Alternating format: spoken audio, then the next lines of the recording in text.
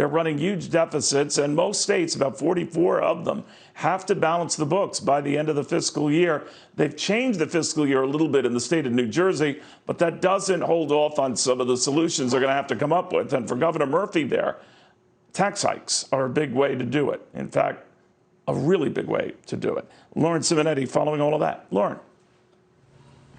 I got it, Neil. All right. So New Jersey's Governor Phil Murphy has just proposed his $32 billion budget. The state legislature has just 1 month to finalize it. It cuts $1.2 billion in spending, but it adds $4 billion in new debt, and it piles on the taxes. Just among us, millionaires and large corporations need to pay their fair share in taxes, whether it be on income or everything up to buying a yacht. So the bulk of the tax collections are coming from people making between $1 and $5 million a year. Their tax rate going up to 10.75%. New Jerseyans already pay the highest property taxes in the nation, averaging about $8,800 last year.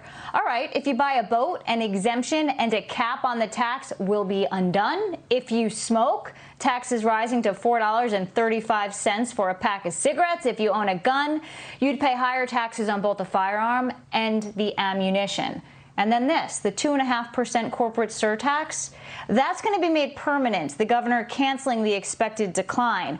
All in, these tax increases would generate $1 billion in new revenue, partially offsetting the spending cuts. And then, Neil, this is a first of its kind. It's referred to as a baby bond. It's a $1,000 savings account that would be set up by New Jersey for every baby born next year to a low-income family.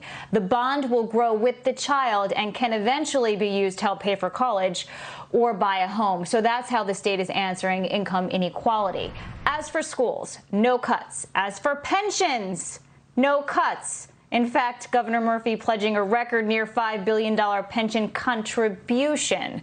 And he's leaving more than $2 billion as a surplus, a rainy day fund, to address potentially a second coronavirus shutdown, Neil. All right. Well, just staggering. Very creative coming to get more money in. Not so much with the money that goes out, but we'll see.